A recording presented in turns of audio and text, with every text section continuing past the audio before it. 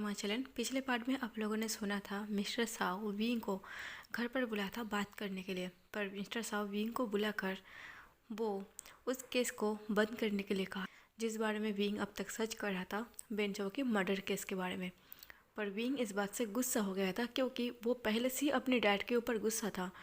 Mister Sao को लगा था कि शायद विंग को पता नहीं है कि वो शादी करने वाला है वांगसू से, पर विंग को सारी बातें पहले से ही पता था, इसलिए विंग अपनी डैड पर बेवजह गुस्सा हो गया था।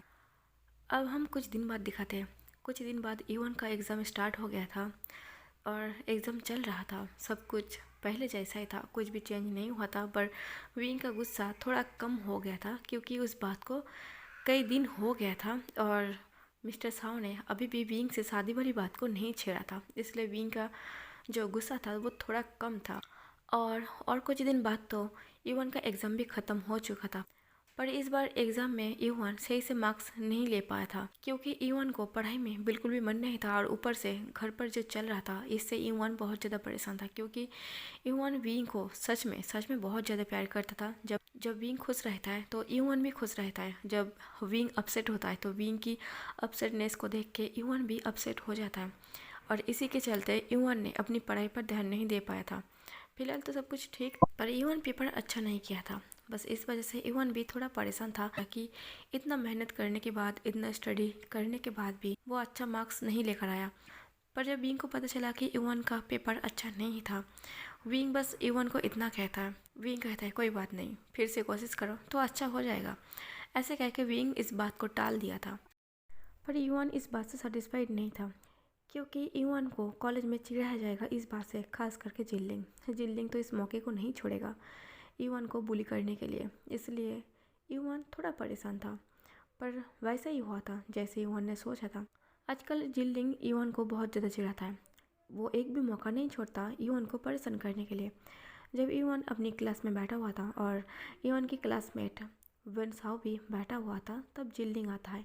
जिल्लिंग आते ही कहता है, हे लूज़र, क्या कर रही हो तुम, कॉलेज में इतना जल्दी आ गए। पर इतना जल्दी आने का फ़ायदा क्या है जब तुम पेपर ही अच्छा नहीं कर सकते हो। ईवन गुस्से से जिल्लिंग को कुछ कह नहीं जा रहा था, पर उसी वक्त लानमंग जी वो क्लासरूम पर आ जाता है और लानमंग जी को देख के ईवन अपने गुस्से को कंट्रोल कर लेता है और वेन साव भी ईवन को रोक लेता है गुस्सा करने से। जब लानमंग जी क्लासरूम में क्लास ले रहा था, मतलब लेक्चर दे रहा था, तब ईवन बस लेक्चर के ऊपर फोकस कर रहा था। वो लेक्चर को मन लगा के सुन रहा था क्योंकि उसे इस बार वो गलती फिर से नहीं करना है, उसे अच्छा मार्क्स लेकर आना है और अपनी अंकल को प्राउड फील करवाना है, और इसी के चलते वो अपनी लेक्चर पर ध्यान लगा रहा था। पर जिल्लिंग ऐसा करने दे तब ना। जिल्लिंग बार बार उसे परेशान कर रहा था। एक पेपर बॉल बना के वो यूवन की तरफ फेंक रहा था, पर यूवन उस पेपर बॉल को जब खोल के देख रहा था उस पर लिखा हुआ था लूज़र। ऐसा करते हुए कम से कम यूवन ने 2 से 3 बार भी यूवन उस पेपर को ओपन किया था, तब भी उस पेपर पर लिखा हुआ था लूज़र। ये देख के यूवन को बहुत ज़्यादा गुस्सा आता है। यूवन को इतना ज़्यादा गुस्सा आता है वो बस अपने गुस्से को कंट्रोल कर ही रहा था। तब लानमंग जी वो यूवन को नोटिस करता है। यूवन के चेहरे को देख के साफ पता चल रहा था कि वो गुस्से में है। लानमंग जी तब यूवन के नाम लेकर कहता है, यूवन उठकर खड़े हो जाओ। जब यूवन उठकर खड़ा होता है, लानमंग जी कहता है, यूवन क्या हुआ है, तुम गुस्से में क्यों हो, क्या मेरा लेक्चर तुम्हें गुस्सा दिला रही है। तभी यूवन कहता है, सॉरी सर, आपके लेक्चर की वजह से मुझे गुस्सा नहीं आ रहा। तभी वांग जी कहता है, तो फिर तुम्हें किस बात पर गुस्सा आ रही है। तभी यूवन कहता है, सर मैं आपको कुछ दिखाना चाहता हूँ। ऐसे कह के यूवन वो 2-3 पेपर बॉल लेके वो वांग जी के पास जाता है और वांग जी को दिखाते हुए कहता है, देखो सर ये सब जिल्लिंग ने किया है, वो मुझ पर ऐसे पेपर बॉल फेंक रही है और मुझे लूज़र कह रही है। तभी वांग जी को भी ये देख के गुस्सा आता है। वांग जी जिल्लिंग को कहता है, जिल्लिंग इधर आओ। जब जिल्लिंग वहाँ जाता है, वांग जी कहता है, जिल्लिंग ये सब तुमने किया है। तभी जिल्लिंग अपनी सर को झुका लेता है। तभी वांग जी कहता है, पर तुमने ऐसा क्यों किया है। जिल्लिंग कहता है, बस ऐसे ही। वांग जी कहता है, बस ऐसे ही, क्या तुम ये सोच रही हो कि ये तुम्हारा घर है, जो तुम्हारा मन होगा तुम वही करोगे। मैं जब यहाँ लेक्चर दे रहा था, तुम लेक्चर सुनने के बजाय तुम यूवन को परेशान कर रहे थे। ऐसे हरकत करने की वजह क्या है, तुम मुझे परेशान क्यों कर रही हो। तो तभी जिल्लिंग कहता है, सॉरी सर। वांग जी कहता है, सॉरी, ये सब हरकत करने से पहले तुमने एक बार भी नहीं सोचा अगर यूवन मुझे कंप्लेन करेगा तो तुम्हारे साथ क्या होगा। क्या तुम्हें पता है इस बात की वजह से मैं तुम्हारे डैड को फिर से कॉल करके गार्जियन कॉल बुलाऊँ। तभी जिल्लिंग कहता है, सॉरी सर, आप मेरे डैड को यहाँ मत बुलाइए। तभी वांग जी कहता है क्लासरूम के बाहर खड़े हो जाओ, वो भी कान पकड़ के। तभी जिनलिंग कहता है सर, मैं भी बच्चा नहीं रहा कि आप मुझे कान पकड़ के खड़े रहने के लिए बोल रही हो, मैं ऐसे भी खड़े रह सकता हूँ। तभी वांग जी कहता है नहीं, मैंने कहा ना कान पकड़ कर खड़े रहो, तुम्हें ये सब करने से पहले सोचना चाहिए था। और हाँ, तुम एक बच्चे की तरह हरकत कर रही हो, कॉलेज में ये सब हरकतें मत किया करो। ऐसे कह के वांग जी जिनलिंग को कॉलेज से बाहर खड़ा कर देता है। तभी वांग जी कहता है और तुम भी जाओ, जाके अपनी जगह पर बैठ जाओ। जब वांग जी अपना लेक्चर ख़त्म करके वो वहाँ से चला जाता है, कुछ टाइम बाद युवान युवान अपना मूड को थोड़ा ठीक करने के लिए वो गार्डन में चला आता है, क्योंकि नेक्स्ट लेक्चर उसे नहीं लेना था, मतलब वो ब्रेक लेना चाहता था, इसलिए वो कॉलेज से बाहर चला जाता है। जब युवान कॉलेज के गार्डन में बैठा हुआ था तब युवान एक बात याद करता है। इतने टाइम बाद युवान को भी पता चल गया था कि आखिर उसकी अंकल इतना परेशान क्यों है, क्योंकि उसकी ग्रैंडफादर जो मिस्टर साव है वो फिर से शादी करने वाला है, और इसी वजह से युवान भी थोड़ा परेशान हो गया था। जब युवान अपसेट होकर बैठ जाता है तब जिनलिंग आता है और युवान के पास में बैठ जाता है और कहता है तुम अपसेट क्यों हो। तभी युवान थोड़ा शॉक्ड हो जाता है जिनलिंग को ऐसे पास में बैठते हुए देख के। युवान गुस्सा दिखाते हुए अपनी मुंह फुलाते हुए कहता है तुमसे मतलब, तुम यहाँ क्यों आई हो? क्या मुझे बुली करके तुम्हारा मन नहीं भरा? क्या तुम फिर से मुझे परेशान करना चाहते हो? तभी जिनलिंग कहता है अगर मैं तुमसे ठीक से बात करने की कोशिश कर रही हूँ तो तुम ठीक से बात नहीं कर सकते। मैं आजकल देख रही हूँ कि तुम बहुत ज़्यादा परेशान रहने लगे हो। तभी युवन कहता है वो मेरा मैटर है, तुम इसमें ना ही पढ़ो तो अच्छा है। अगर मैं तुम्हें बताऊँगा कि मैं किस बात से परेशान हूँ फिर तुम्हें मौका मिल जाएगा, फिर तुम मुझे उस बात से मुझे बुली करने लगोगे, यही ना? तुम इसलिए बस मुझसे अच्छे से बात करना चाहते हो और एक मौका ढूंढना चाहते हो कि तुम फिर से मुझे बुली कर सको। इतने टाइम से तुम मुझे लूज़र बोल के मुझे बुली कर रही हो, तुम शायद बोर हो चुके हो, इसलिए कुछ और टॉपिक ढूंढना चाहते हो ना? तभी जिनलिंग को भी बहुत ज़्यादा गुस्सा आता है। जिनलिंग कहता है युवान, मैं तुम्हारे साथ अच्छे से बात करने आया था, मैं ये जानने आया था कि तुम परेशान क्यों हो, पर तुम इस लायक नहीं हो कि मैं तुमसे अच्छे से बात करूं। तभी युवान कहता है ओ हेलो, तुम्हें किसने कह दिया कि तुम मुझसे अच्छे से बात करो? और तुमने एक कैसे सोच लिया? अगर तुम मुझे पूछोगे कि मैं परेशान क्यों हूँ और मैं तुम्हें बता दूंगा, दुश्मनों के साथ मैं कभी दोस्ती नहीं रखता। तभी जिलने कहता है बस तुम और तुम्हारी विंग अंकल, बस तुम दोनों की यही प्रॉब्लम है कि तुम हमेशा लोगों को अपना दुश्मन समझते हो। जो तुमसे दोस्त बनना चाहता है तुम उसे भी अपना दुश्मन मान लेते हो। एक माफिया की फैमिली है ना, तो ऐसा तो होना ही था। तब ईवन को इतना ज़्यादा गुस्सा आता है, जिल्डिंग की जो कॉलेज का यूनिफॉर्म था वो उसी की कॉलर को पकड़ लेता है और उससे अपनी ओर खींचते हुए कहता है तुम अपना मुंह बंद रखो, तुम्हें किसने कह दिया कि मेरे पास आओ, मेरा हमदर्द बनो और मुझे ही बातें सुनाओ?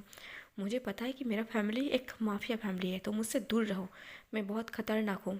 मैं तुम्हारी हर एक चीज़ को बर्दाश्त कर रही हूँ, इसका वजह ये नहीं है कि मुझे कुछ नहीं आता।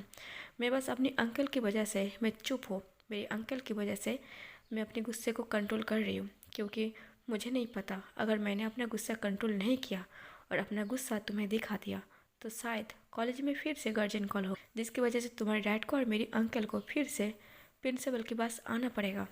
इसीलिए मैं बस चुप हूँ, तो अगर मैं चुप हूँ तो इसका फ़ायदा मत उठाओ। इधर रात का टाइम वांग जी को दिखाया जाता है। वांग जी जो अपना स्टडी कर रहा था और स्टडी करते हुए उसके डेस्क पर रखा हुआ उसकी फादर की जो तस्वीर था उस तस्वीर को देखने लगता है। वांग जी एक पल के लिए इमोशन हो जाता है। वो अपनी फादर की तस्वीर को हाथ पर लेते हुए वो अपनी फादर को फेस को अच्छे से देख रहा था। वांग जी की आंखों में नमी था। तभी उसी वक्त वांगसू आ जाता है। वांगसू आते वो वांग जी के कंधों पर हाथ रखता है और उसे कहता है वांग जी, तुम अपने डैड को मिस कर रही हो? तभी वांग जी अपनी आंसू को पोंछते हुए कहता है नहीं मॉम, मैं बस ऐसे ही देख रहा था। तभी वांगसू कहता है वांग जी, बातों को छुपाओ मत, तुम अपनी फादर को मिस कर रही हो, मुझे अच्छे से समझ में आ रही है। तभी वांग जी कहता है क्या मिस्टर साहब से आपकी बात हुई थी?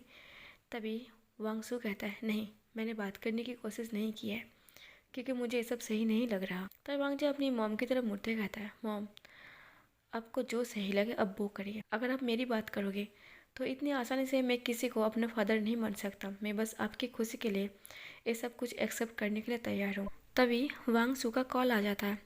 जब वांगसू का कॉल आ रहा था उस पर नाम था मिस्टर साव का। वांग जी भी देख लेता है कि मिस्टर साव का कॉल आ रही है। वांग जी कहता है मॉम अब बात कर लीजिए। तभी वांगसू कहता है मैं 2 मिनट में आता हूँ। ऐसे कह के वांगसू बाहर चला जाता है और वो मिस्टर साव के साथ बात करने लगता है। तभी मिस्टर साव कहता है, वांगसू मैंने एक डिनर फिक्स किया है कल रात के लिए। तभी वांगसू कहता है, कल रात के लिए? मिस्टर साव कहता है, हाँ, कल रात मैंने गोल्डन रेस्टोरेंट पर एक टेबल बुक किया है, तुम उस रेस्टोरेंट पर 9 बजे चले जाना। तभी वांगसू कहता है, 9 बजे? पर कम से कम तुम मुझसे एक बार इजाज़त मांग तो लेते, नहीं कम से कम पूछ तो लेते।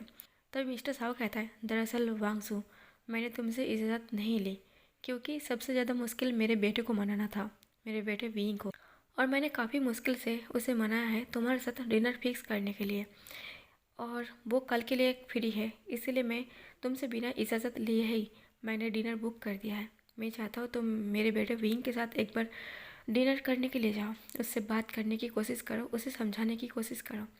मैंने उसे बता दिया है कि मैं तुमसे शादी करना चाहता हूँ, बस विंग एक बार हाँ कह दे। तभी वांगसू कहता है, तुम्हारे बेटे विंग के साथ? मिस्टर साव कहता है, हाँ, कोई प्रॉब्लम है? तभी वांगसू कहता है, दरअसल मैं खुद कन्फ्यूज़ हूँ, मुझे शादी करना भी है या फिर नहीं। तभी मिस्टर साव कहता है, क्या तुम अपने बेटे से बात की है? तभी वांगसू कहता है, वांग जी को इस शादी से कोई प्रॉब्लम नहीं है। तभी मिस्टर साव कहता है, वाह, तो फिर किस बात के लिए तुम इतना सोच रही हो? तुम्हारा बेटा राज़ी है, मैं राज़ी हूँ, बस विंग की राज़ी होना बाकी है। फिर अगर विंग राज़ी हो जाए तो हम शादी कर लेंगे और उसके बाद हम सब एक साथ रहेंगे, तुम, मैं और हमारे 2 बेटे और ईवान, हम सब एक साथ एक फैमिली बनकर रहेंगे।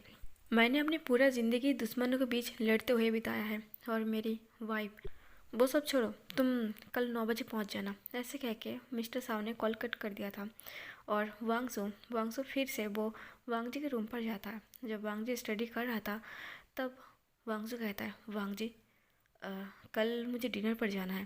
तभी वांग जी कहता है, पर आप इतना अपसेट क्यों हो? तभी वांगसू कहता है, दरअसल उनके बेटे के साथ जाना है मुझे। वांग जी कहता है, अच्छा, तो आप उनके बेटे से मिलने वाले हो और उनसे बात करने वाले हो, अब वो भी तो आपका बेटा बनने वाला है। वांग जी थोड़ा सा जेलस होने वाला था क्योंकि उसकी मॉम के अब एक बेटा नहीं 2 बेटा बनने वाला है, इसलिए वांग जी थोड़ा जेलस होते हुए कहता है, तब तो आपको आपका बेटा मिल जाएगा, क्या वो मुझसे एज से बड़ा होगा? तो शायद वो मेरा बड़ा भाई होगा। तभी वांगसू कहता है, वो तुमसे एज में बड़ा है। वांग जी कहता है, ओ वाह, मेरा एक बड़ा भाई भी है। तभी वांगसू कहता है, वांग जी तुम इतना इजीली ये सब कैसे कह सकते हो? मैंने अभी शादी के लिए हाँ नहीं कहा है। वांग जी कहता है, कोई बात नहीं, मिल लेना, उसके बाद फिक्स कर लेना आपको शादी करना है या फिर नहीं करना है। ऐसे कह के वांग जी फिर से अपना स्टडी करने लगता है और वांगसू वहाँ से चला जाता है। वांगसू के जाने के बाद वांग जी फिर से उसी डोर की तरफ देखने लगता है जिस डोर से उसके मॉम चला गया था। वांग जी सोच रहा था, क्या सच में इतना इजी है जितना इजीली मैं अपनी मॉम से कह रहा हूँ? सच में मैं क्या ये देख सकता हूँ कि मेरी मॉम किसी दूसरे आदमी के साथ रहेगा, उसका और एक हस्बैंड होगा, मेरे डैड को छोड़ के मुझे किसी और को फिर से डैड कहना पड़ेगा। अगले दिन 9 बजे वांगसू डिनर टेबल पर बैठा हुआ था। वो कब से विंग का वेट कर रहा था पर विंग अभी तक नहीं आया था।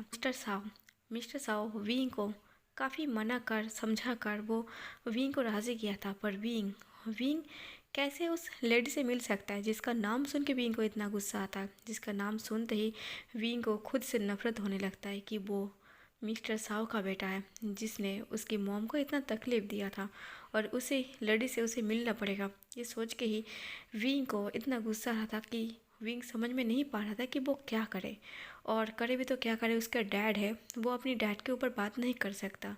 बस विंग का यही कमजोरी था, पर वो शायद बस अपने मन में गुस्सा कर सकता है, इससे ज़्यादा वो कुछ नहीं कर सकता। देखा जाए तो विंग का नाम लेकर बहुत सारे लोग डरते हैं, पर विंग विंग तो खुद से ही डरता था, उसे खुद से ही नफरत था और खुद से उसे डर लगता था, पर वो कुछ नहीं कर सकता था। वो 9:30 बजे वो डिनर के लिए पहुंच जाता है। जब विंग डिनर के लिए जाता है वो ना तो हाय ना तो हेलो कहता है, वो सीधा जाकर उस लेडी के सामने वाली सीट पर बैठ जाता है और विंग तभी एक वेटर को बुलाता है और कई सारा वो खाना ऑर्डर करता है। इतना सारा खाना ऑर्डर करता है कि विंग को टेस्ट करते हुए शायद वक्त ना मिले कि वो उस लड़की के साथ बात ना कर सके। विंग का तो उसका नाम भी लेने का मन नहीं करता। विंग ना तो वांगसू की तरफ देखा था, नहीं तो वांगसू से बात किया था। वो आते ही इतना सारा खाना ऑर्डर कर दिया था, वो बस खाने को टेस्ट कर रहा था। तभी विंग का ऐसा रवैया देखते हुए वांगसू कहता है, विंग क्या तुम बात करना चाहोगे? तभी विंग कहता है, नहीं, मैं कोई बात नहीं करना चाहता। मेरे डैड ने मुझे यहाँ डिनर करने के लिए भेजा है, तो मैं यहाँ डिनर करने आया हूँ और डिनर करके चला जाऊँगा। मेरे डैड ने ये नहीं कहा कि मुझे आकर आपसे बात करनी चाहिए, गप्पे सप्पे मारनी चाहिए। मुझे नहीं लगता कि हम दोनों इतना अच्छे रिश्ते में हैं कि मैं आपसे बात कर सकूँ। तभी वांगसू कहता है, विंग, क्या मुझसे तुम नफ़रत करते हो? विंग कहता है, आपको क्या लगता है मुझे नफ़रत नहीं करना चाहिए? बस आपकी वजह से मेरी माँ हमेशा रोते रहे। और आपको लगता है कि मैं यहाँ बैठ के आपसे अच्छे से बात करूँगा? तभी वांगसू अपने सिर को नीचे कर लेता। वांगसू अभी भी अपनी सर झुका के और अपनी आंखें झुका के बैठा हुआ था। तब विंग गुस्से से वो वांगसू को कहता है, मुझे आपसे और मेरे डैड से कोई वास्ता नहीं है। मैं कोई रिश्ता नहीं रखना चाहता। आपको शादी करना है, शादी नहीं करना है, क्या करना है आप दोनों डिसाइड कर लो। शादी के बाद थोड़ा बहुत जो मैं अपनी डैड के कनेक्शन में हूँ, कांटेक्ट में हूँ, मैं वो भी नहीं रखूँगा। और मैं इस शादी का ख़िलाफ़ हूँ। और मुझे ये भी पता है, मेरी चाहने से ना चाहने से मेरे डैड को कोई फ़र्क नहीं पड़ता।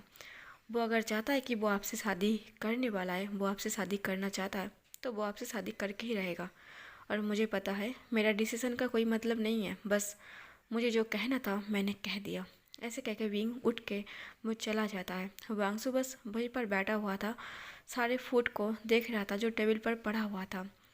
वांगसू वहाँ से भी उठ के चला जाता है। वांगसू बहुत ज़्यादा अपसेट हो गया था। वांगसू जब घर लौटता है, वांग जी अपनी माँ का अपसेट चेहरा देख के वांग जी कहता है, मॉम क्या हुआ, अब डिनर के लिए गए थे ना? तभी वांगसू कहता है, हाँ मैं डिनर के लिए गया था। तभी वांग जी कहता है, आपका डिनर कैसा रहा आपके बड़े बेटे के साथ? तभी वांगसू थोड़ा गुस्सा हो जाता है। गुस्सा होता है वो अपनी बेटी की तरफ देखने लगता है, पर वो अपनी बेटी को कुछ नहीं कह पाता, क्योंकि आज से पहले वांगसू ने शायद वांग जी के ऊपर कभी भी गुस्सा नहीं किया था। शायद गुस्से से बात करना तो दूर की बात है। पर वांग जी को समझ में आ गया था उसकी मॉम की जो डिनर का पार्टी था वो अच्छा नहीं गया था। फिलहाल वांग जी अभी के लिए उसकी मॉम को अकेला छोड़ देता है। वो पूछता नहीं है आखिर क्या हुआ है, पर वो सुबह डेफिनेटली पूछेगा क्या हुआ था डिनर में। इसी के साथ सुबह होता है। वांग जी अपना कॉलेज चला जाता है और यूवन, जिनलिंग सब लोग अपने कॉलेज पर ज्वाइन हो जाता है। उस दिन कॉलेज में कोई गड़बड़ नहीं हुआ था यूवन और जिनलिंग के बीच। तब वेन साओ और यूवन वो कॉलेज के गार्डन से होके वो पार्किंग की तरफ जा रहा था। जब वेन साओ और यूवन जा रहा था तब पीछे जिनलिंग भी था। जिनलिंग यूवन के पीछे पीछे आ रहा था। वो भी धीरे धीरे टारगेट कर रहा था। बस वो ये देख रहा था कि यूवन सच में इतना अपसेट क्यों है। क्या वो उससे पूछे? फिर यूवन को याद आता है वो गुस्सा हो जाएगा। वो तो उसे दुश्मन मानता है, शायद उसे पूछना भी हक नहीं है। इसलिए जिनलिंग बस पीछे पीछे ही खड़ा था। पर वेन साओ जैसे जैसे वो पैदल चल रहा था, वो दोनों, वेन साओ यूवन के हाथ पकड़ने की कोशिश कर रहा था और जिनलिंग ये चीज़ देख लेता है। दरअसल जिनलिंग मन ही मन वो ह्यूमन को पसंद करता है, पर वो कभी कह नहीं पाता। और इसी वजह से वो हमेशा ह्यूमन को बुली करता है, चिढ़ाता है, क्योंकि वो उसे पसंद करता है। वो कह नहीं पाता तो, और वो इसी तरह उसे परेशान करता रहता है, क्योंकि उसके परेशान करने में वो उसका प्यार है जो कभी भी वो दिखा नहीं पाता है ह्यूमन को। जब जिनलिंग देखता है कि वेनसाओ वो ह्यूमन के हाथ को पकड़ने की कोशिश कर रही है, शायद वेनसाओ ह्यूमन को पसंद करता है, पर ह्यूमन इतना ज़्यादा नालायक है या फिर नॉनसेंस है, आप कुछ भी कह सकते हो। पर ह्यूमन को अब तक ये बात कभी भी समझ में नहीं आया कि वेनसाओ उसे पसंद करता है और जिनलिंग भी उसे पसंद करता है। और इसी वजह से वो हमेशा उसका जो प्यार है वो गुस्से में बाहर आता है। जब जिनलिंग ये देखता है कि वेनसाओ उसके हाथ पकड़ने की कोशिश कर रही है, उसकी उंगली को पकड़ने की कोशिश कर रही है, तब जिनलिंग वो जल्दी से पैदल चलने लगता है और यूवन और वेनसाओ की जो हाथ था उसके बीच में से उन दोनों को हटाते हुए, धक्का देते हुए वो वहाँ से चला जाता है। जब जिनलिंग ऐसे धक्के मार के जाने लगता है तब यूवन को बहुत ज़्यादा गुस्सा आता है। यूवन इस बार अपने गुस्से को कंट्रोल नहीं कर पाता। यूवन जल्दी से जाता है और उसे पीछे से उसके कपड़े को टाइटली पकड़ लेता है और उसे अपनी तरफ करते हुए कहता है, तुम्हारी प्रॉब्लम क्या है, तुम हर बार मुझसे क्यों भिड़ते हो? तभी जिनलिंग कहता है, मेरा प्रॉब्लम? क्या तुम्हें पता नहीं है कि मेरा प्रॉब्लम क्या है? तभी यूवन कहता है, नहीं मुझे नहीं पता कि तुम्हारी प्रॉब्लम क्या है, इसलिए तुम्हें बार बार पूछता हूँ कि तुम्हारा प्रॉब्लम क्या है, तुम हमेशा मुझे चिढ़ाते क्यों हो, मुझे गुस्सा क्यों दिलाते हो? तभी जिनलिंग कहता है, सच में तुम नॉनसेंस हो। यूवन को इतना ज़्यादा गुस्सा आता है, यूवन सडनली वो गन निकाल लेता है वो अपनी कॉलेज बैग के अंदर से। यूवन 2 दिन पहले से वो कॉलेज पर गन लेकर घूम रहा था और ये बात किसी को पता नहीं था। ईवान उस गन को निकालते हुए वो जिलिंग की फोrehead पर पॉइंट करता है और गुस्से से कहता है, अगर फिर से मुझे चिढ़ा है ना, मुझे बुली किया या फिर मुझे परेशान किया बेवजह, तो सच में मैं तुम्हें गोली मार के मार दूंगा। तभी जिलिंग भी स्माइल करते हुए कहता है, तुम मुझे गोली मारना चाहते हो, जान से मार देना चाहते हो?